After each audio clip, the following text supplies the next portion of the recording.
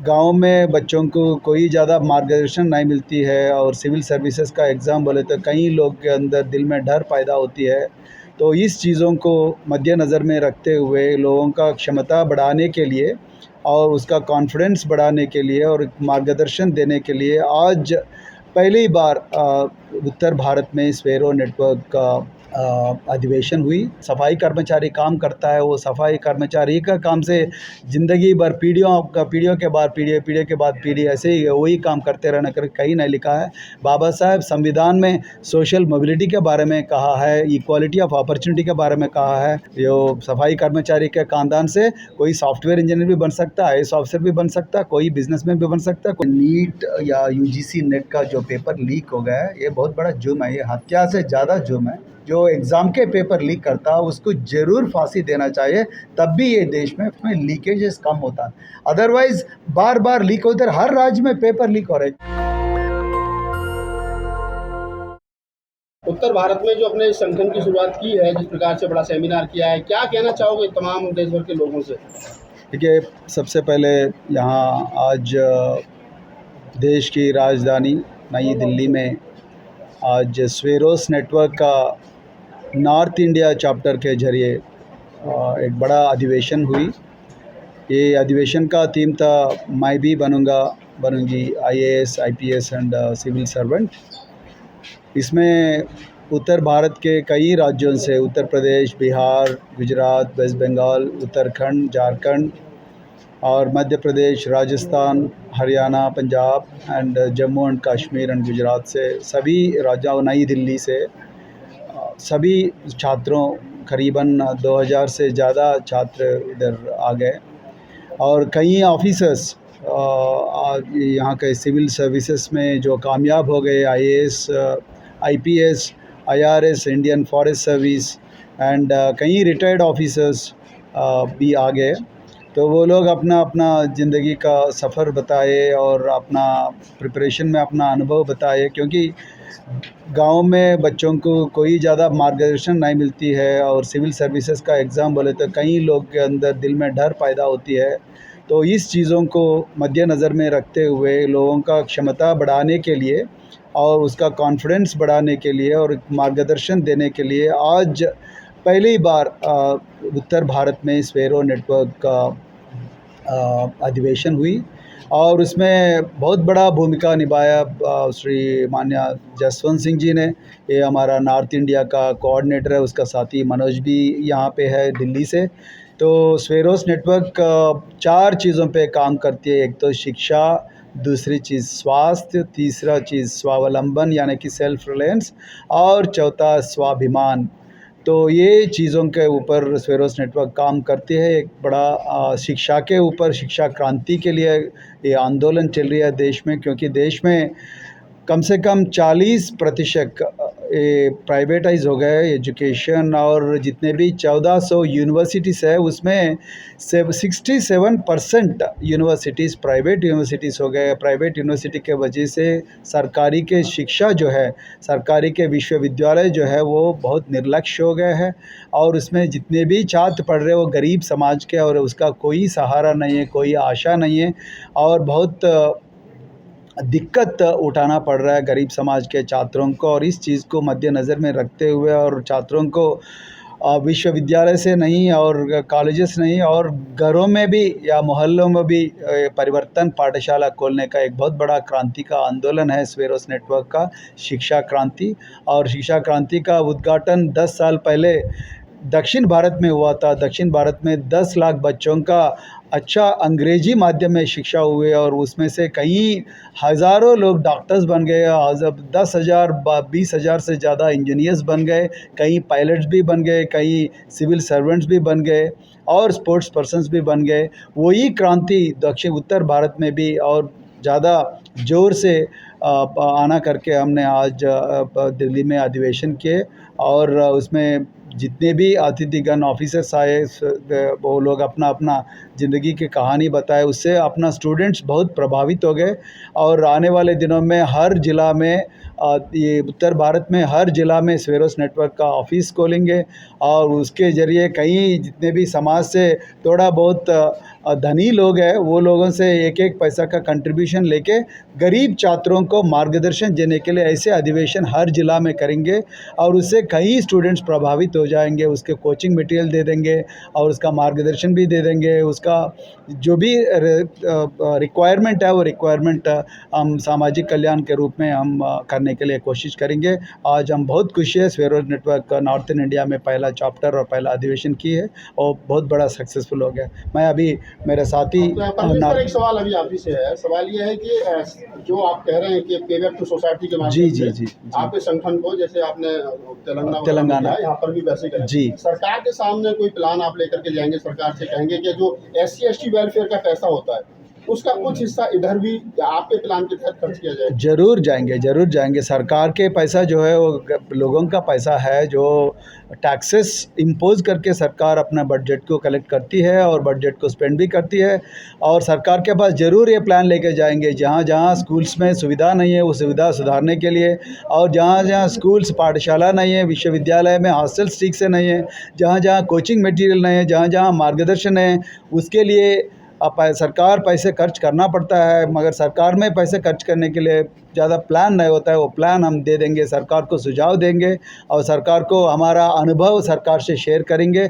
हम जितने भी काम किया उसमें जितने भी अच्छा रिजल्ट्स आए उस योजनाओं को सरकार के सामने खड़ा कर देंगे और सरकार को इम्प्रेस भी करेंगे कि आप ऐसा करें तो और गरीब लोगों का बड़ाई होगा। एजुकेशन पॉलिसी जो 2020 अभी सरकार ने लागू कर दी है, एजुकेशन पॉलिसी, उसमें स्किल डेवलपमेंट को लेकर के जो तमाम प्रकार की जो सोर्स सरकार करवा रही है, चमड़े का काम और तमाम जातियों से आधारित जो काम थे उन्हीं को कहीं ना कहीं सरकार बढ़ावा देने की कोशिश है। इस बारे में क्या आपका? मैं आप इससे पहले भी ये सवाल मेरे से पूछा है और फिर बार वही सवाल पूछते। मैं पहले ही बोला हूँ जो खेती बाड़ी कर रहे हो हमेशा खेती बाड़ी से ही जो रोज़ी लेना करके कहीं नहीं लिखा है। जो सफाई कर्मचारी काम करता है वो सफाई कर्मचारी का काम से ज़िंदगी भर पीढ़ियों के बाद पीढ़ी ऐसे ही वही काम करते रहना कर कहीं नहीं लिखा है। बाबा साहब संविधान में सोशल मोबिलिटी के बारे में कहा है, इक्वालिटी ऑफ अपॉर्चुनिटी के बारे में कहा है। और कोई भी इस देश में justice, liberty, equality and fraternity राज्य ये संविधान के प्रियम्बल में लिखा हुआ है। उसमें कोई भी आदमी ये देश में पैदा हुआ है, कोई भी नागरिक, कोई भी अपने दिल को जो तसल्ली देती है वही चीज़ करना चाहिए। ऐसा नहीं है कि एक गरीब समाज से वो हमेशा गरीब ही रहना करके, ऐसा नहीं है। हम उसके खिलाफ है। जो सफाई कर्मचारी के खानदान से कोई सॉफ्टवेयर इंजीनियर भी बन सकता है, IAS ऑफिसर भी बन सकता है, कोई बिजनेसमैन भी बन सकता है, कोई विदेश में जाके एक प्रोफेसर भी बन सकता। ऐसा कोई रोक नहीं रहना चाहिए। उस विचार के खिलाफ है हम। तो यही चीज़ जसवंत जी, आपके नेतृत्व में यहाँ पर जो है आज पहली बार ये सेमिनार आयोजित किया गया है, तो क्या कहना चाहोगे, कितने % नंबर देना चाहोगे आप अपने आपके सेमिनार के बाद? ये तो आपको देने हैं। आपको एक मन की संतुष्टि के लिए? देखिए, मन की संतुष्टि तो ये है कि अभी जैसा सर ने बताया कि आज हम लोगों ने जो सेमिनार किया है नॉर्थ के राज्यों में, देश के सभी राज्यों से, नॉर्थ के लोग जितने भी राज्य हैं सभी राज्यों से लोग यहाँ पर उपस्थित हुए हैं। और हमें ऐसी आशा और उम्मीद है कि जल्द ही हम लोग नॉर्थ के प्रत्येक डिस्ट्रिक्ट में, हर राज्य के प्रत्येक डिस्ट्रिक्ट में स्वरोज नेटवर्क की टीम तैयार करेंगे और जल्द ही हम प्रत्येक राज्य के प्रत्येक कैपिटल में हम लोग इस तरीके के सेमिनार करेंगे ताकि समाज में समरसता फैले और स्वरोज नेटवर्क के माध्यम से जो शिक्षा क्रांति हम लेकर के गए हैं, जो लेकर के चल रहे हैं, वो शिक्षा क्रांति हम घर घर तक ले जाना चाहते हैं।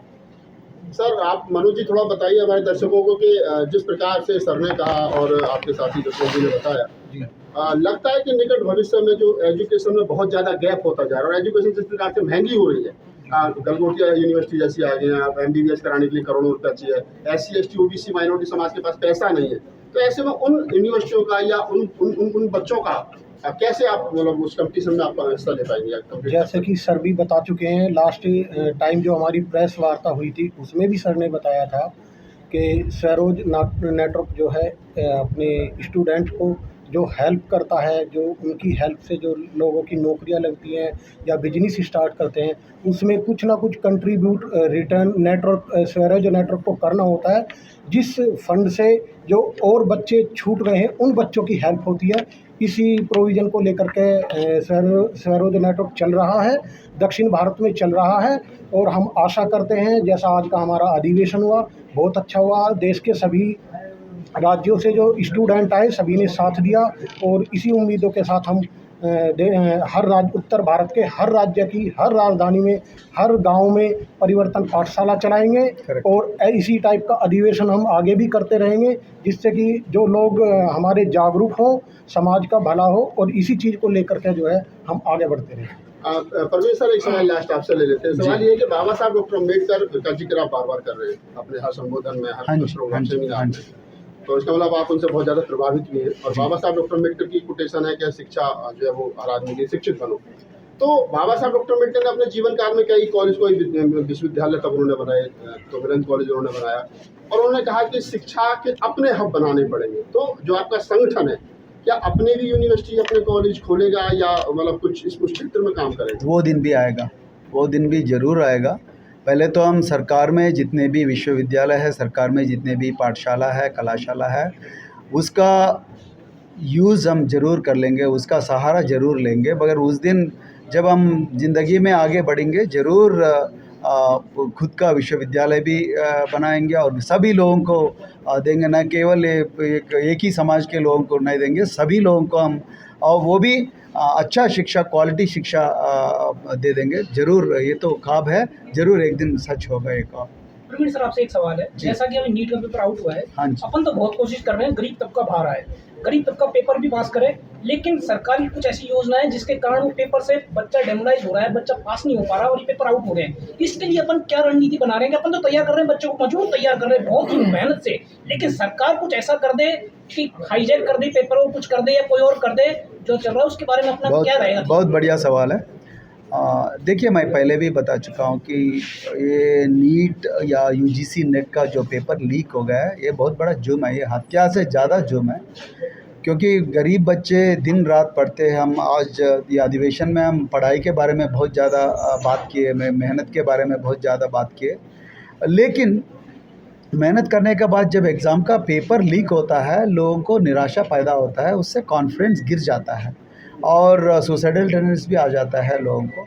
तो हम सरकार से उस दिन भी मांगे, आज भी मांग रहे हैं, हम सीबीआई का जांच हो जाना चाहिए, और उसके मुताबिक सीबीआई का जांच भी हो रहा है। अब जांच पूरा नहीं हुआ, उसके बारे में नहीं बता सकता हूँ, लेकिन ये देश में एक शासन के ज़रूरत बहुत ज़्यादा है कि ये जो भी लीक करता है उसको फांसी देना चाहिए। जो एग्ज़ाम के पेपर लीक करता है उसको ज़रूर फांसी देना चाहिए, तब भी ये देश में लीकेजेस कम होता है।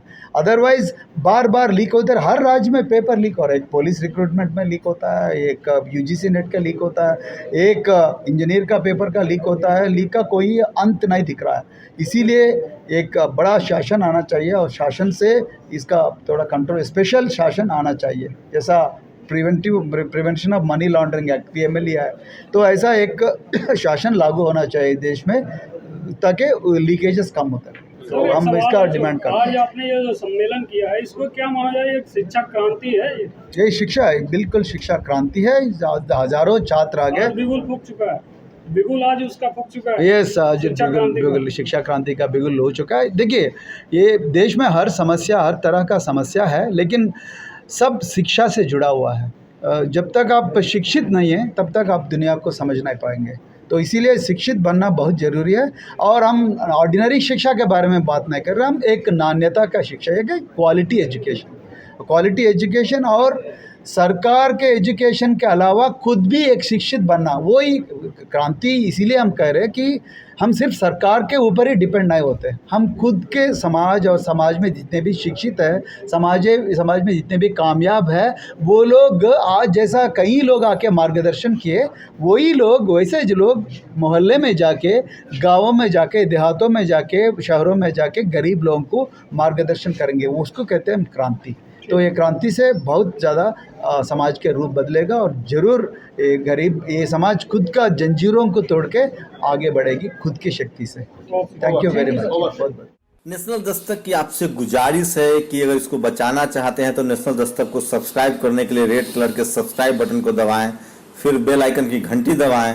नेशनल दस्तक को बचाने के लिए बहुत जरूरी है कि हर खबर को शेयर करें, लाइक करें, कमेंट जरूर करें।